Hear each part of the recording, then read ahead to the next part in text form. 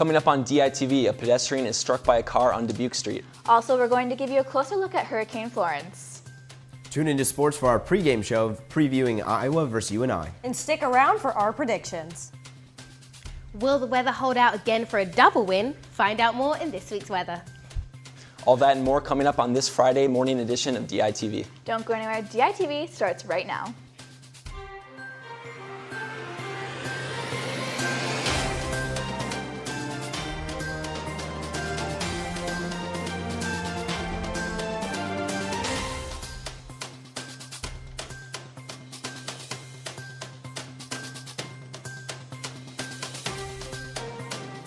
Good morning and thank you for tuning in. I'm John Chenoweth. And I'm Susanna Kloster.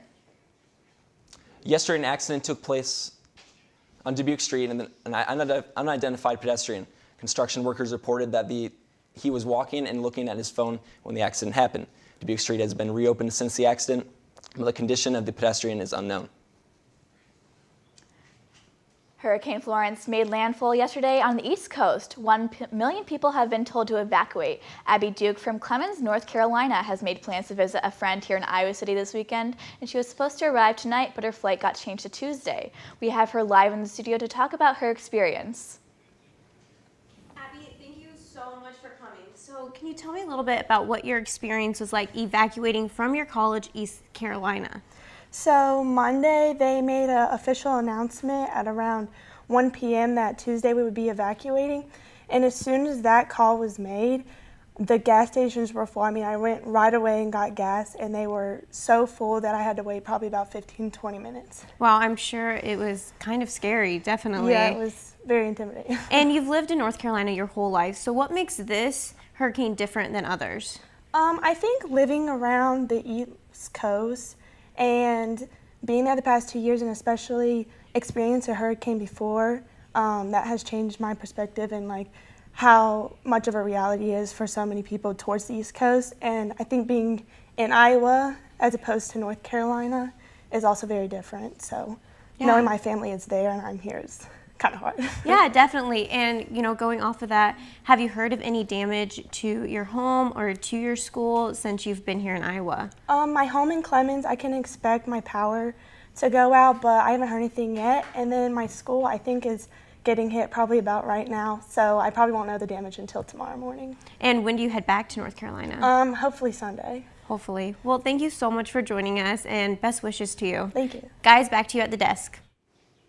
On Thursday, Dance Marathon announced a new campaign, Show Your Impact.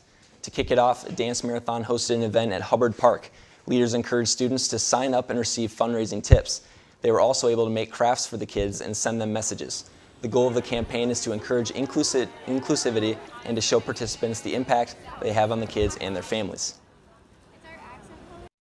The Shape Your Impact campaign was designed for every single human that we touch within this organization, our dancers, our sponsors, our donors, to feel like they've made an impact. We want them to recognize the difference that they're making in the lives of our kiddos and families. Dance Marathon is celebrating its 25th anniversary this year. The Board of Regents were busy this week. Committees met on Wednesday with a full board meeting on Thursday. Both of these meetings were met with protesters. In the newsroom, we have DI Managing Editor Marissa Payne. Hello, Marissa. Good morning. What were the multiple protests about? Okay.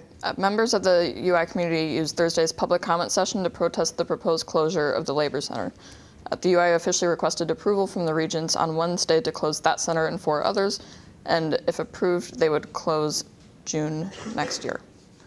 More protesters came out later in the meeting to advocate for improved faculty benefits, and the Regents actually took a short recess as they did so. And what was the most surprising subject at either meeting? Board President Mike Richards announced yesterday that the Regents will unveil a multi-year tuition model in November focused on resident undergraduates.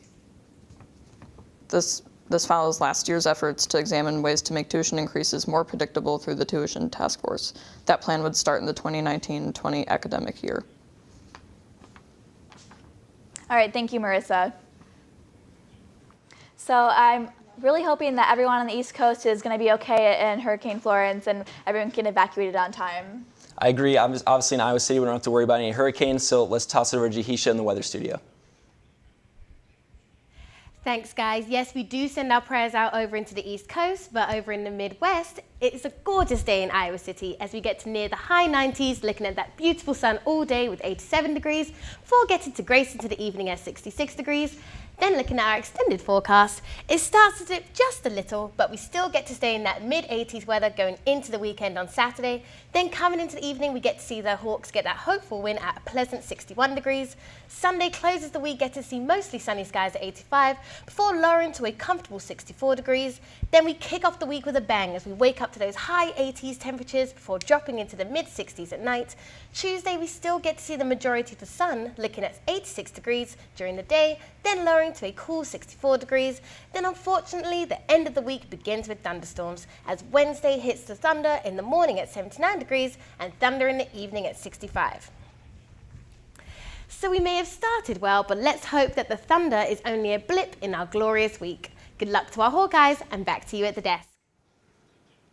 I had a chance to interview Iowa City's Police Department's first ever female captain. Denise Burlington began working for the Iowa City Police Force in 1995, doing everything from patrolling to investigating.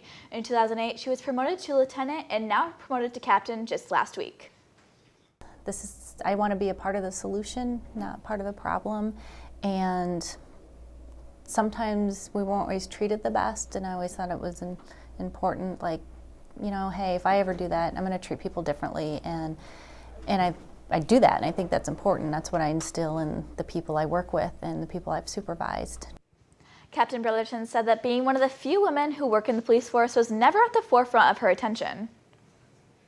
I didn't think much about it until I got the support from other women in the community and letters and emails and just people coming up to me like, wow, you know, that's really cool, you're the first woman. I'm like, oh, wow, it is, isn't it? So I've been in this job for so long, you don't think about that until you start looking around and be like, oh, I guess there are only 2 women in the room, you know. But that's important to me. It's important to me, and it makes me feel good that, you know, this means something to other women in the community. Be sure to check out daily-iowan.com for more on Captain Burlington's story. And it's Friday, so that means we have our kid captain profile. Let's toss it over to Anthony Calgary in our news studio with more. Thanks, guys. Well, in her 6 years of life, Quinn Stumpf has beat the odds to teach others a great deal. Stumpf is 6 years old from Riverside, Iowa, and the kid captain for this week. She is for this Saturday's game against the University of Northern Iowa. Stumpf was diagnosed with her severe hearing loss in both ears shortly after birth.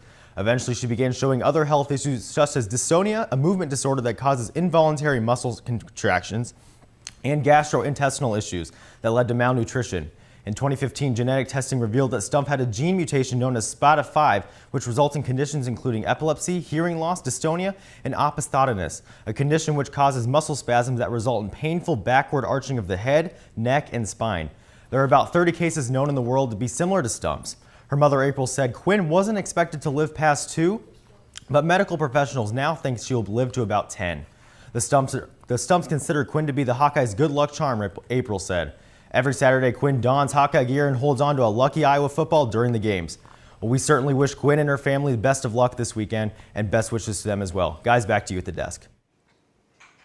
Well, last weekend we played Iowa State, our rival team, and this week we're playing UNI, our other state rival team. I know I'm excited for a night game. Iowa's offense has been looking good, and hopefully we can get another win. Yeah, our student section is going to be pretty tired because it's a night game. So let's see how we can hold out on supporting the Hawks.